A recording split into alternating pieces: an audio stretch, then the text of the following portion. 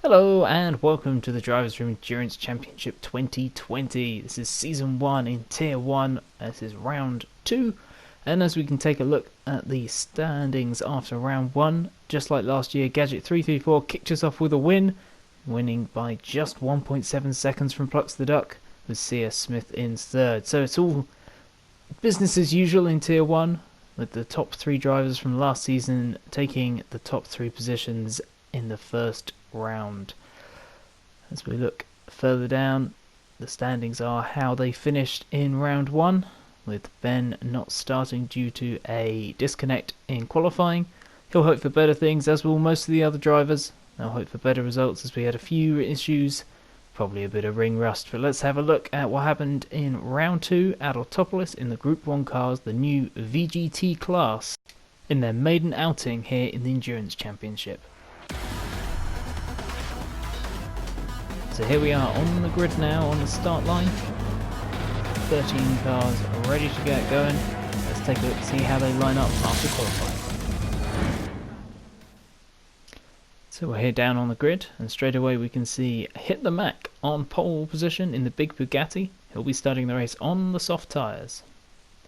In second place we have Pluxtheduck in the Made for Racing Alpine. He too will be starting on the soft tyres. We've got third place for Gadget in the Hyundai. Expect this car to go well, it's got fantastic tyre wear, and as such he's starting on the Racing Super Soft tyres. Then we have Wilkinator with a fantastic qualifying up in fourth position. Look for him at the start in the very fast starting Audi. He also is on soft tyres. Then we have Nee in the Alpine, going for a different strategy. He's starting on the Super Soft, trying to get positions early. Senna, he's starting on the soft tyres in the McLaren. This car will be great at the start of the stints, but does suffer with increased tyre wear. So we take a look at Kim now in the first of our Peugeot runners, followed by Muller. Both those cars will be starting on soft tyres. Then we've got Vendetta, he's starting on the super soft tyres in the McLaren, so look for those to fade quickly. Note that Vendetta is transitioning from pad to wheel, so he may be a little off the pace. We now have Rice with a slightly lowly 10th position in the Alpine, he's on softs. And we have Jules on softs in the Peugeot. The Peugeot will be a better race car than qualifying car. It's got good tyre wear and it will make a good start. Talking of people who need good starts, here's Ben, also in the Peugeot on the soft tyres.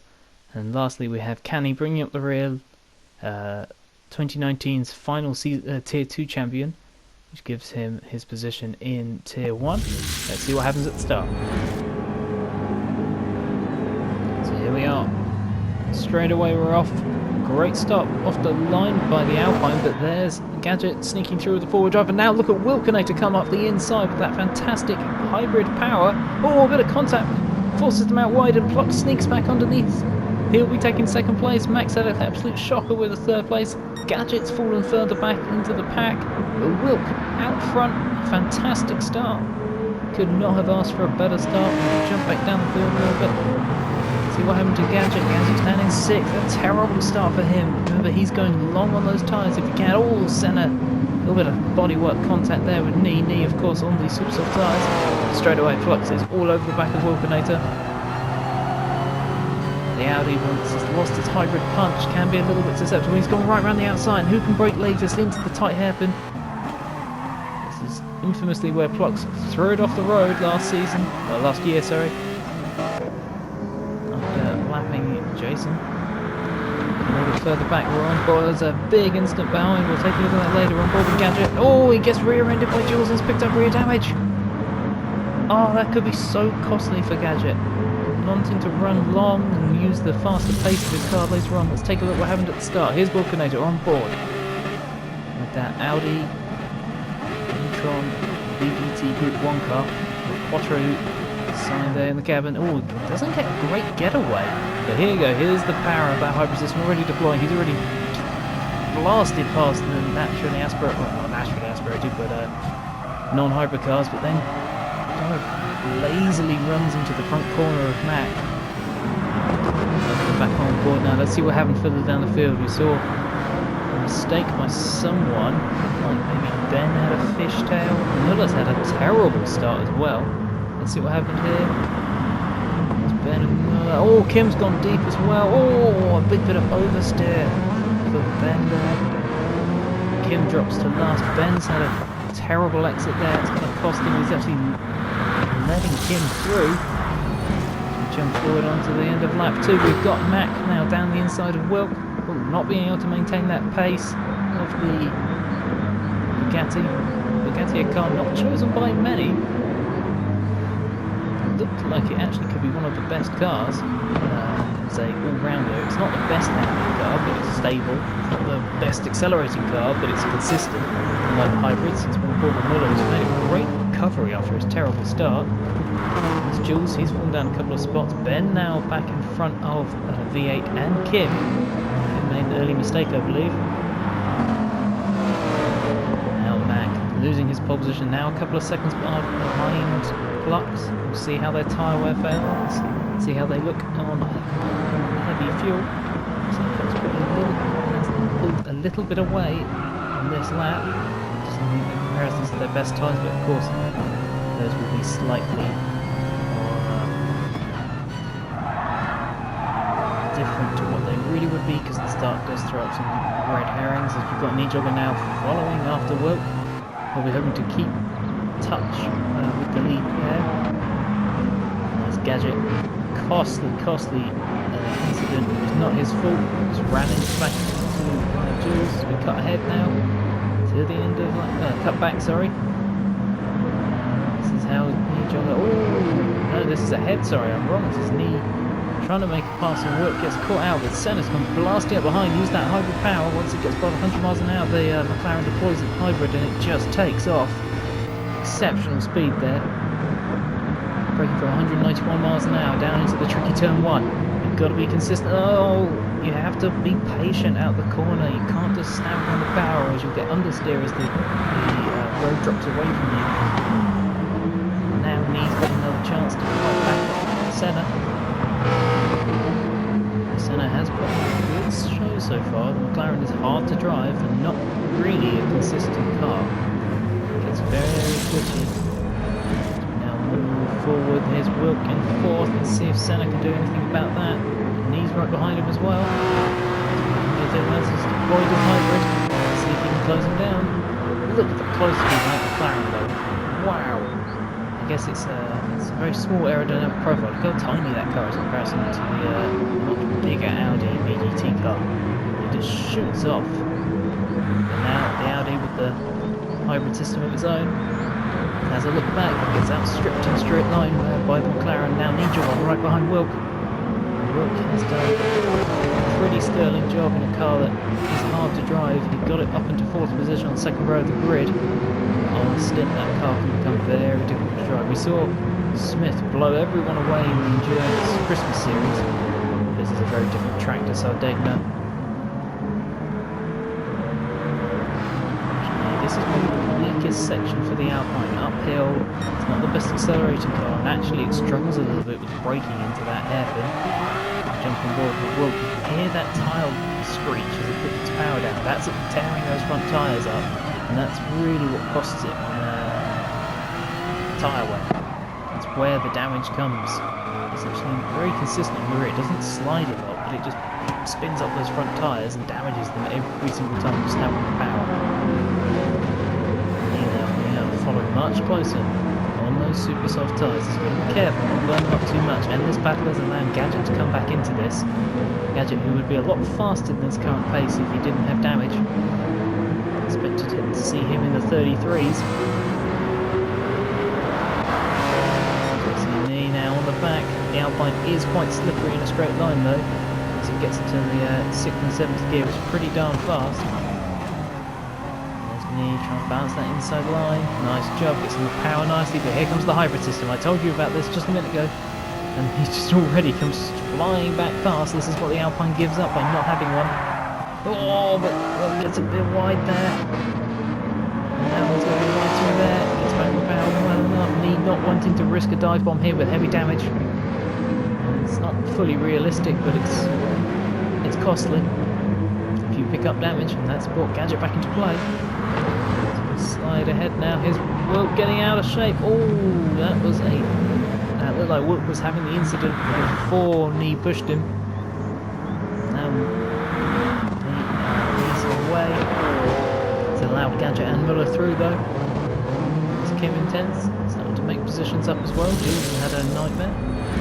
So we get to lap 5. Let's check on our leaders. Got the big Bugatti staying where they were. Looks like Plux has pulled out an early advantage. Fast lap times, but the tyres starting to fall away, as are the Bugattis. These cars very different. And then you've got the rear engine, rear wheel drive Alpine versus the 4-wheel drive mid-engined big Bugatti. Bugatti looks like a real car. The Alpine looks like some sort of spaceship, as does the Hyundai Gadget there. That's that was the motive behind the switch from the now quite dated 2016 LMP cars and prior to these kind of futuristic hypercar-esque VGT class. Now Miller staying with the back Gadget. Gadget's damage costing him as we move back through the positions.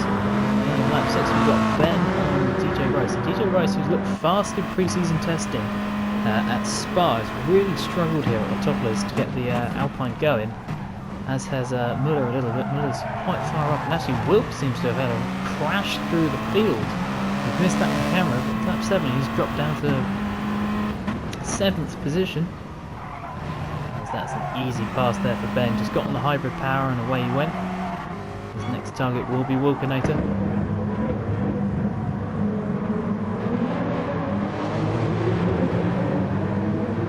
Rice. As we end lap 7 here. Senna is the first to pit. Which is unsurprising. Oh, okay. The jogger goes with him. The super soft tyres not lasting on that Alpine. The Alpine does struggle a little bit with front locking. It tears its tyres up a little bit. Not a problem it had in spec testing. There's much more balance then, but some updates in the game have of course tyre wear to work differently on different cars. A bit of a sufferer from that. The car that didn't suffer at all was this Hyundai. Absolutely exceptional on tyres. There's Muller, still staying with Gadget. As we now watch gap just starting to come down a little bit near the end of the first stint. Going for a 2-stop, we'll be pitting around lap 9 or 10. Going for a 3, pitting anywhere from lap 7 to lap 8, maybe even lap 6 if you're going aggressive.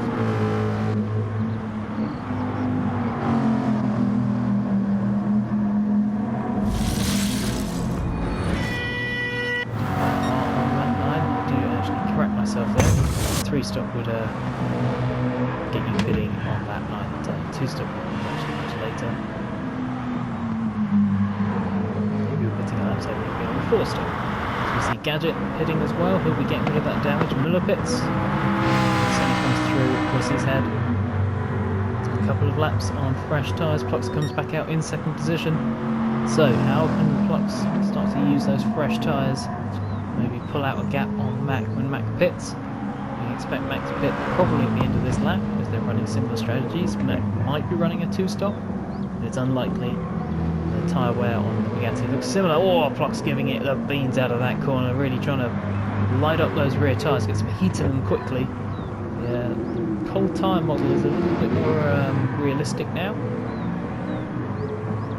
At the start of last year, the tyres kind of came out the blankets and were immediately super hot and sticky.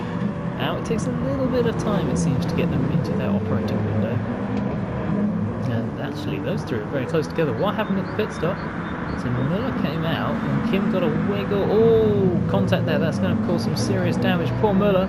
He's just come out the pits for damage. That's the worst sort of thing that can happen because that totally ruins that stint. He's now going to be behind Kim as we cut back forward to the action. We see knee. He must have had a bit of a dodgy lap because you'd expect knee to have come out in front of Miller. Oh, Kim has a problem there. He's got damage too, of course. He got run into the back of, and knee and Miller are through. Mac has pitted. That's given Plux that extra lap. It's a couple of extra seconds ahead than he was. Probably gaps around 5-6 seconds now. But Miller on the Mac on the fresher tyres. It's great to see Mac back in Tier 1. It took some time away from the series, middle of the way through 2019, but he's back after moving up at the end of season 6. He was the runner-up to Canny. Canny was more consistent. Mac did show better pace, but couldn't make all the races. Basically, when he turned up, he won races. That's got him enough points to get back into Tier 1 as we're now on board with Knee on the fresh Super Softs again. Stuck behind Miller. Yeah, if you look at the lap times, you can definitely see he had a problem on his outlap. Cost himself a fair bit of time there. And now struggling to get past the wounded Miller. Actually got 3 of the 4 Alpines all in a row here, kind of showing where the Alpines pace probably is. Looks like Plux is probably slightly outperforming that car. The quickest cars here are probably the Hyundai. We'll probably see that later as Gadget has now no longer got damage. We've got Jules and Kim having a battle. These two had a good scrap. Well, I say good scrap, an unfortunate scrap in the first round. They kept colliding, causing each other minor damage, which just cost their races in the end. It's definitely a case of no malicious intent, a little bit of overexcitement, I think. And Jules actually backs out there. Jules on the older tyres, of course. There's V8. I said in the opening part of the show he will be slower than he would expect. As we cut to the timing screen, we can see Mac is around 6 seconds behind Plux, and the rest of the drivers are listed there. Closing in on Miller. This should be enough this time. He's got the run. They're in the same car, so they had to get a good run out the corner. The damage on Miller's car, he is going to be hampered in a straight line. And a nice move there by Nijo, and he now can set off with those super soft tyres. Let's see what he can do. As we see, whoops, just pitted not long ago. Those tyres are already ruined, and here comes Kim in 10th position after his pit stop. For him to do well as we jump back on board with our leader. Mac just set the fastest lap of the race, closing him down.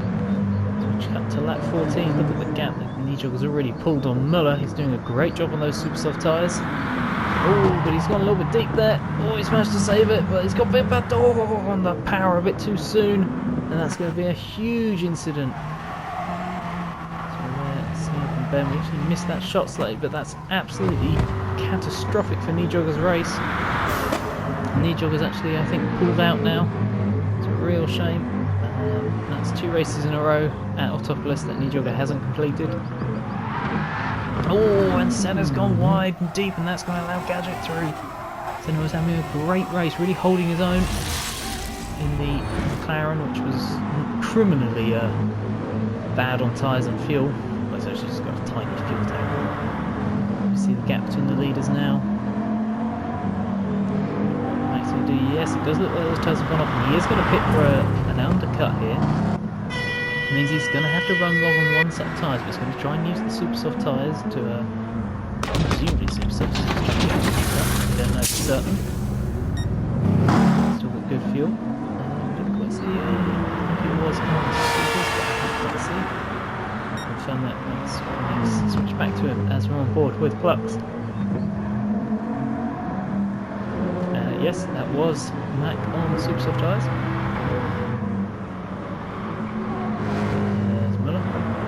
Rice, right behind him. Didn't quite catch Rice's tyre wear. And now dropped down to 9th position with Jules probably behind him as well. Looking to try and get 2 cars there. A bit of wear on those tyres for Rice, but probably not as much wear as you'd expect for him to be struggling this much. Oh, and he's wide out that corner. That will give Wilk a great run at him, and he actually dives to the pit lane now. Get off that set of boots, but Jules has probably got a better run on both on Wilk. Maybe be able to get there in time. He's having a look, he's going deep, he's going really deep, that's far too late, and he is going to go off. And that's a really unfortunate incident there for Jules. As we see Plux now pits on lap 19, so let's see how the undercut has worked for him. On board with Plux, he takes no fuel. And that's Mac possibly through. Let's see from behind here as Plux's view. Oh, terrible camera work. And there's contact between the two of them. And now that looks worse than it was, but actually Mac was trying to just go down the outside and just touch the grass and turned himself into Plux. There was no malicious intent. He didn't try and punt him or anything. It was just a really unfortunate. Just wait for a gap that was just a little too small for the big bug. Luckily, he got no damage to Plux either as they come up with the blue flags now on Vendetta. But Plux crucially got out ahead there and is now going to be able to use those fresher tyres. Those super softs were so fast. He said the fastest lap of the race trying to get past Plux. They are going to wear very quickly. Probably won't be able to do 7 or so laps at a good pace. Here's Plux now. Again, best on the brakes that Alpine in Plux's hands. He's probably trying not to cause any issues. Here's V8 who's having a torrid time, really. Not his fault, but he is having a torrid time. Already look at the gap that Plux is pulling on the fresher tyres. He's going to have to navigate the traffic. What happens through here? Many times Plux V8. Oh, he's gone on the brakes a bit hard. Oh, was that contact? I think it was. Yeah, that is front left damage and aero damage for Plux. That's going to absolutely cripple him. It's like with Miller earlier on. Getting damage at the start of your stint just destroys you. And I expect Matt will probably come flying back. Plux doesn't know how much grip he's got into turn 1. And Matt now probably knows that Plux has probably got damage. He's going to go full attack mode now as we see Gadget after his pit stop back behind Senna. Senna is doing a fantastic job here of keeping himself in the mix. We'll expect he'll probably have to do an extra pit stop. He's really making Gadget work for this 3rd position. There's Kim, already back up to 6th, but those tyres are torn to shreds.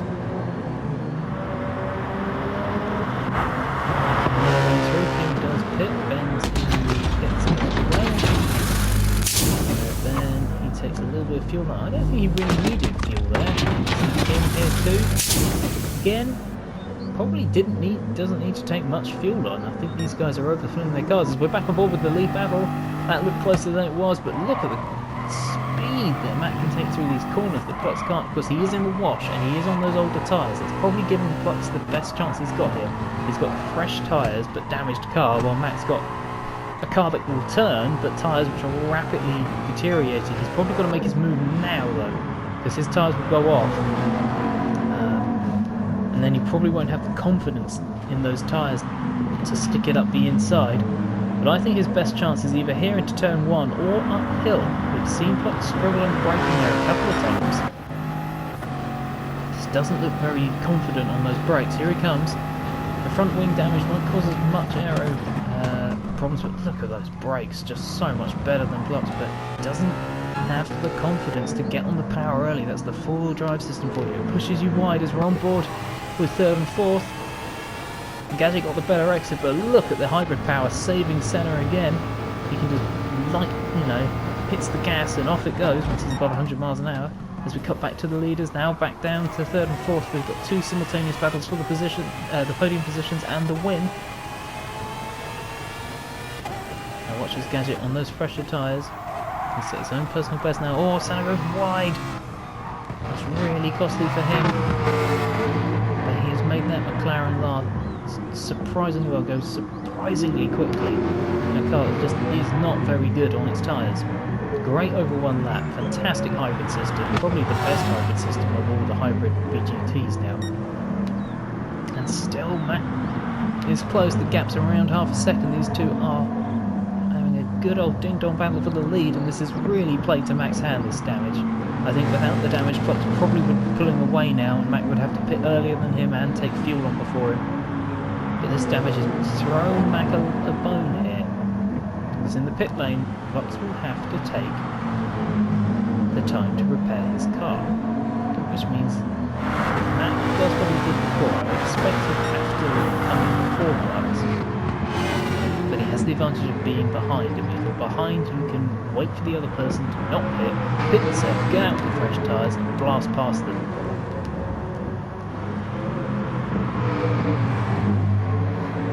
Gadget and Senna get through four positions, back on board with the leader. Just see the lack of confidence. You should be doing over 90 miles and maybe 95 miles an hour through that corner we just went through, and he just can't. He's down in the 80s. His tyres aren't quite fresh, but that wing damage has cost him so much. Look how hard it is to turn that car in. Because his tyres are going off. And here we go again, look. Plux can't. Oh, he's gone for a dive there. A little bit of contact between the two of them, but nothing major. Just, I think Plux wasn't expecting the dive. Mac got in there a little hot, but it was never malicious. He knew that's where his place to strike is, though. Plux hasn't looked good into that hairpin. Probably having ghosts about how easy it is to go off there. If this damage is as costly as what it may be to Plux, that will be two races in a row where the win might slip away. Last time out at Tokyo, he changed his strategy after having a comfortable lead. Two-stop, he switched to a 3 to try and cover off Smith, and here we go again. Mac's got his best exit out of that final corner, but the bug isn't as good in a straight line as the Alpine. The Alpine's slipperier. As we're back on board with these two, we've missed the original pass, but Gadget's got it down the inside. He's managed to force it now onto the outside where the marbles are. And Senna, knowing he's beat, does pit. Let's cut back and see. So Senna, oh, he got a big slap of oversteer, then couldn't get the car in through here. Gadget got his nose in there, fantastic position overtake. Senna keeps it in there, keeps fighting for it. And fantastic heads-up display there of the Hyundai. And there's Plux still just cannot shake Mac. Mac can't get past. This is, again, he's going up the hill. Can he take another dive here?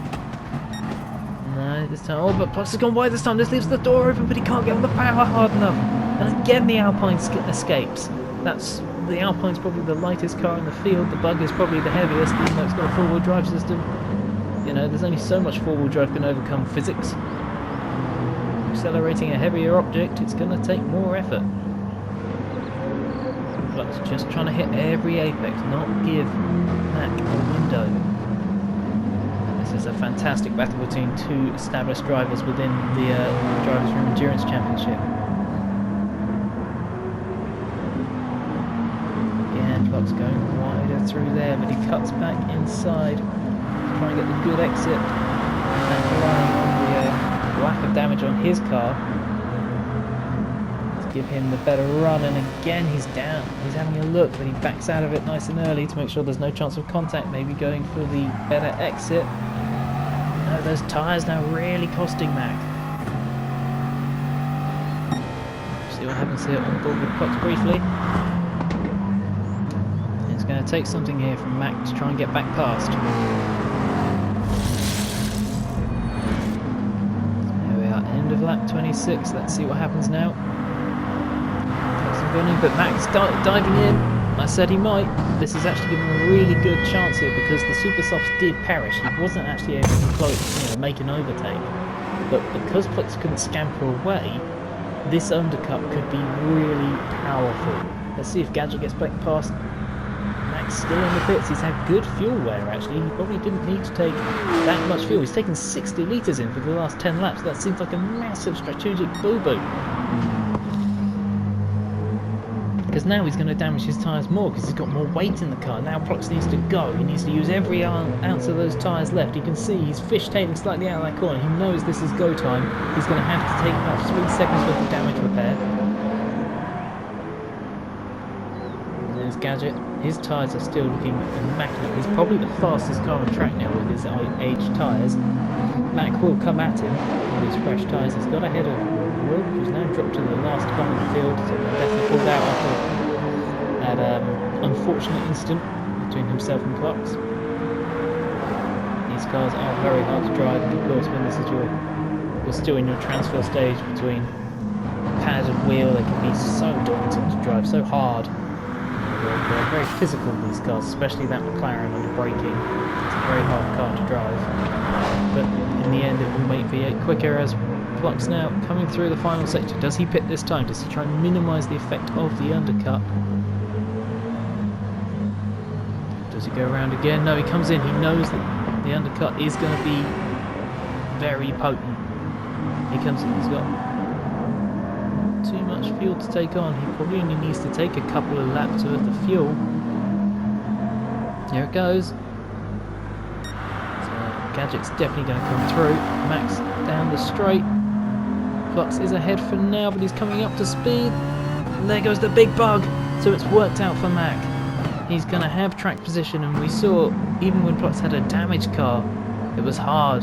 It was impossible for Mac to find a way through, and now Plux has got that challenge. And if I'm honest, no four-wheel drive and being weak into the heavy brake zone up the hill, Plux is going to struggle here. He's probably going to have to brake slightly early through turn 1 and try and get the exit out of turn 2 where his car's strong. Minimise the acceleration effect by getting on the power early and using the top speed advantage of the Alpine, as we see Muller coming out in 7th position ahead of DJ Rice. Gadget now leads. This will be a little bit gutting for him. He knows he has to pit one more time. Probably not really for tyres, mostly for fuel. Now it comes down to who can keep it on the road best. Mac's going to be feeling confident now. He knows he's got track position. He's on the super soft, so for now he should be quicker. But Plux is going to be extraordinarily fired up. In that Alpine, he's going to be pushing super hard. Probably feels like the coming together between him and V8 wasn't really his fault at all. He was hoping to be let through on the straight. Just suddenly a huge closing speed difference. And there's Mac. There's the gap. It's probably about just under a second. Let's see how they break into T1. Good run through there by both of them. Pretty even. Of course, this is the first time pretty much all race Pluxtheduck steal the dirty air. So he's not really going to know what's underneath his car. Here's Gadget. On those old tyres, but a light car. He'll have to come in probably this time, maybe next time, for a super fast short stint at the end. Maybe go for fastest lap. Score some points back. And hope maybe these two tangle and he can sneak away with a second victory. I'm going to stay on board with this fight quite a lot for the final few laps. About 10 15 minutes left of this race. It's going to be about 7.5, 8 laps. Oh, but Plux dives it a bit deep there, and that's going to cost him time and damage his tyres by locking them up slightly. He's got to be more smooth. more careful and smarter with how he races this. He knows the car in front's going to tear its tyres up first. He needs to resist the urge to come hard now. It's unlikely he's going to force a mistake out of Mac. He's a very experienced and an excellent driver. As we do look back in the field a little bit just to see how these guys are going. It's Ben in an excellent 5th position. And Kim running out. 7th. Back up to the leaders. Into the pits this time, releasing Max, and Mac leads now with approximately 8 laps left of this race. Gadget's going to come out, he's going to not need too much fuel. I think Senna's going to be just behind him. Yep, he will be. I think that Hyundai will get back up to speed in time. So here they come. Mac might have been getting a little bit of a tow out of Gadget on the last couple of laps. So here we go. What can the Bug do? What can the Alpine do? This is our first look at these cars, of course. Pre-season testing, it wasn't really obvious which was the best. Oh, and again another fishtail from that rear engine, rear wheel drive Alpine. You can see how hard Flux is pushing to try and catch up. He knows he's on a tyre grade less good. Yep, Alpine, sorry not Alpine, Gadget out ahead in front of him. Skipping now forward a little bit. This is Muller chasing down Kim. Who's not had the best start of seasons for himself. Probably a slightly disappointing finish. Oh, he's gone up the inside. That front engine pug. When the tyres go, it becomes a bit of a boat. Senna pitting for a last little splash and dash. Probably off super soft tyres, maybe. Ben comes in now. Oh, a little tight exit there. And Kim does the same. So Muller's going to bag himself probably a 5th place with these two dropping back. So we're back on board with the lead battle. Flux is starting to close in now. Those tyres are starting to be an advantage. What can he do? He's not going to be here. You can't pass through this section. It's too high speed. There's not enough braking. He's going to have to bide his time or try and force an error on Mac. Mac taking a wide line in there. Gets the nose in nicely. Flux runs a little bit wide.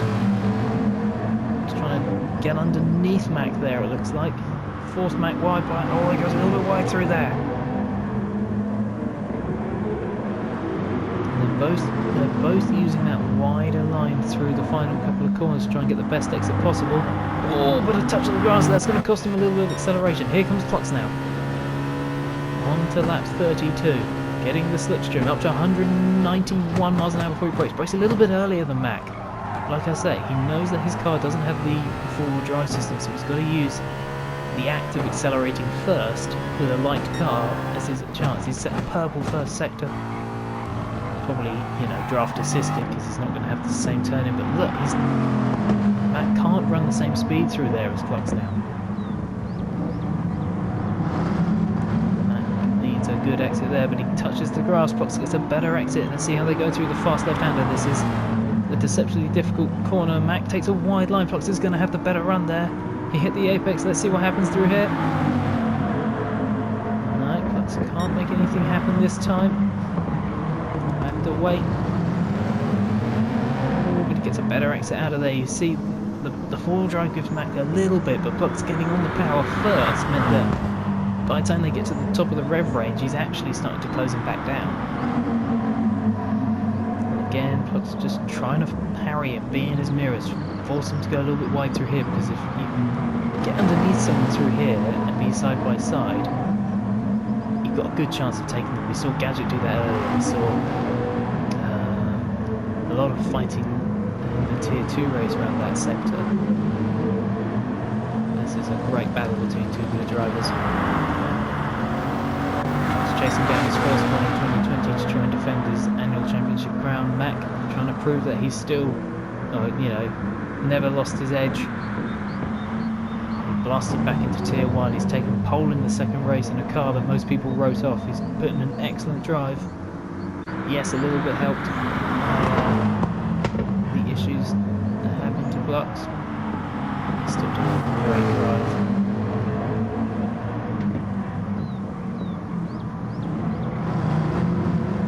This time. Ooh, good exit from both cars, but I think Flux got around, got the power a little early. Let's see what happens here. Lap 33. Oh, Flux got a great exit out of there. Look at the closing speed now. Mac's going to have to go defensive, cover off the inside. But Mac's he's broken later. Oh, and Flux gets out on the grass on there. It's going to cost him a massive amount of time. That could be it. I don't know if he's going to have enough tyres. Not tyre life. He's got enough tyres. He's got 4 on the car. But enough tyre life to probably close back in. He's probably took a lot out of his tyres to do that because it's so hard to drive under the dirty air and close. The car becomes nervous. It becomes boat-like at the front. Oh, and he's sideways out of there. He's throwing everything he can at that track. There's Gadget, who's actually, the fastest car on track right now. So his personal best. Cleaner, back on board. I think Mac's got a bit of a breather now. Now, what does Plux do? Does he go aggressive straight away? Or does he try and cool his tyres, back off for a lap or so? Lead Mac into maybe a full sense of security? Or does he go straight back after him? Keep attacking, keep aggressive.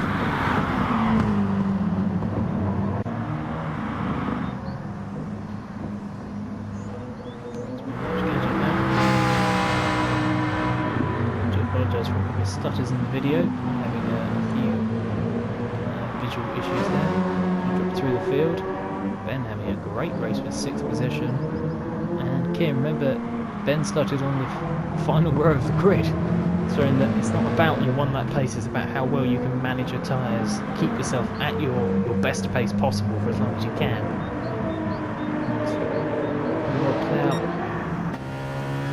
Great opening to his race. He's fallen down the field, but still a magnificent effort at the start. He's back again. He's trying to pull that gap again. Maybe Plux kind of has resigned himself not to be able to get past, or is he trying to back it off? So that's a better run through there by Plux. No sideways moments. The car looking a bit more stable again. Probably got a bit of dirt on his tyres at some point. That runs a bit wide there. They're both starting to have to cut that apex to try and keep on the power. Now can the Alpine close again? It's going to be hard. We're running out of time now. It's going to be 37 or 38 laps. Oh, wide out of there by Mac though. Those tyres are starting to absolutely be crucified by that heavy weight of the Bugatti and that heavy fuel load, of course. And now Plux has got right back under his rear wing. And this is a great scrap between these two. It's back again. Oh, but Plux has probably gone a little too heavy on the foot there. He's had to get up the throttle. Unsettled the car. Yeah, and Max pulled away a bit. Again, I think this is Plux's best chance. He's got to be brave on those brakes. Maybe move that brake bias forward an extra click to try and get more efficient braking. He may damage his tyres doing it, but it doesn't really matter if you can get the lead. And again, he's right in the tail.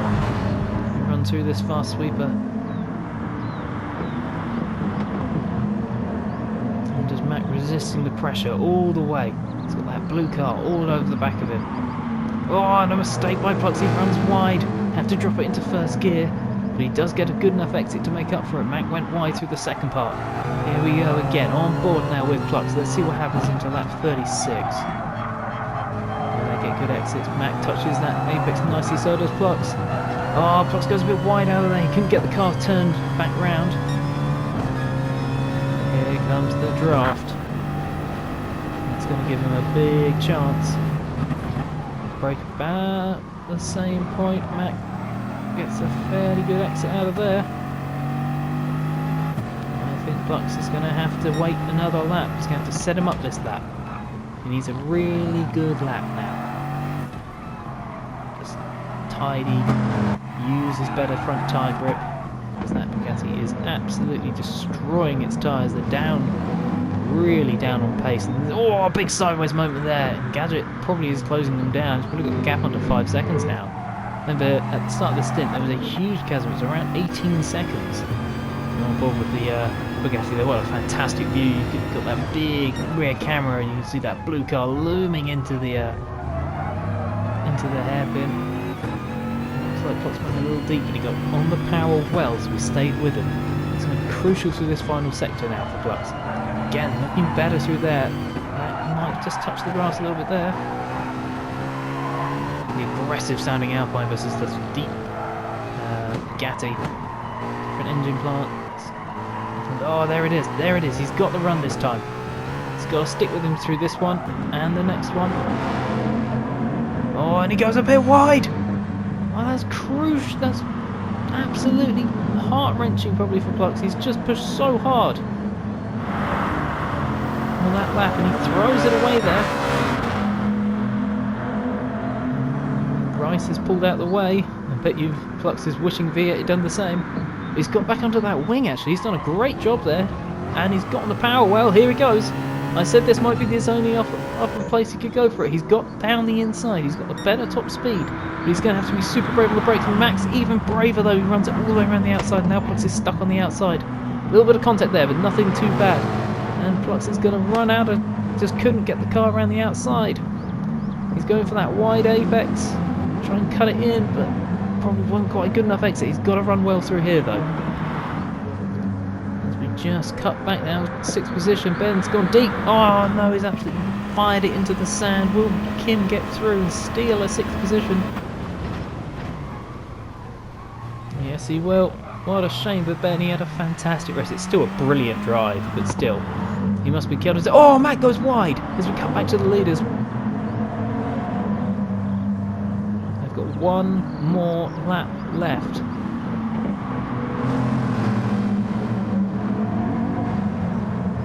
Those tyres are absolutely destroyed. Look at the gap now from Gadget. He's so close. If this was to go to a lap 39, I think he'd have a chance of stealing the win here. Here we go. Final time through this complex onto the main straight before we finish. It's going to be so close. See what happens here into turn 1. Plux will probably go for a similar strategy. Matt might brake a little earlier though. Oh, and there's contact between them. And Plux has picked up front splitter damage. That's absolutely heartbreaking for Plux. You don't know if he's probably noticed. He's probably so hot in the moment. He probably hasn't noticed yet, but he'll notice through here why the car suddenly won't turn. Look at it. He's already wide through there. He's still right on that wing, but that's absolutely costly. Neither car's fault. I think Bugatti's so out of tyres, and there's only really one line through that corner. You can't kind of go on the outside. It's so dirty there, you'll put it in the sand. And again, Plux is close, but that aero damage is going to cost him. He's not going to get the run up the straight. And I think this is Mac's chance. Plux has a really deep dive there. He has a look, and he actually gets underneath him, but he can't get on the power hard enough. Oh, the four-wheel drive saves Mac there. Through. Now Plux now is begging for an error, just an opening to get that car up the inside. Mac is driving brilliantly, back on board with that fantastic camera shot of the blue car looming in his mirrors. He takes the inside, he's backed it right off. He knows all he's got to do is park it on the apex. Look how close that blue car is. Plux knows that this is it. He needs to try something desperate now, because he won't have the chance. Oh, but Max again just parked it on the inside. Plux goes right round there. He knew he had to try it. The gap's literally 3 tenths, but look how close Gadget was as well. What a fantastic finish to that race. A great win by Mac. Fantastic by holding off of Plux. Plux will be kicking himself for that issue. That blue flag. Costly mistake. Gadget with a 3rd. And Senna with the 4th position. A great drive by Senna. Gadget will be feeling a bit like what could have been. Muller got himself 5th in the Alpine. Good result in a car that didn't look particularly quick in his hands. Just never really got on with it. Had really bad tyre wear, and Muller's usually greatest strength is his tyre wear. Kim, a lucky 6th position after Ben's mistake, but a great drive by both these guys. And that's it. So here's our podium. Hit the Mac with the pole, with the win, a great defence in the final stint. Crucially got out ahead of Plux, who will be really ruining that contact with V8. Gadget takes 3rd, and fastest lap goes to Senna right at the end. That's a new race lap record. Fantastic drive by Senna there. So if we take a look how that affects the standings after round 2, Gadget still leads overall with 2 points ahead of Plux, who's had 2 second places, the model of consistency. Mac leaps up the table with no C.S. Smith racing tonight into third position with that win and the pole position. Senna positions himself well in fourth place with Miller just behind. Smith falls from third to sixth. We've got Rice in seventh. Kamaru, Jules and Nijogger close together after Knee's DNF, and then a little bit of a gap to Wilk, who had a good result and a great start. Ben had a great race today and Daz couldn't race. And finally we have V8 and Canny occupying the relegation spots in 14th and 15th. Well, that was a cracking race. Let's see what happens next time in round 3. See you then.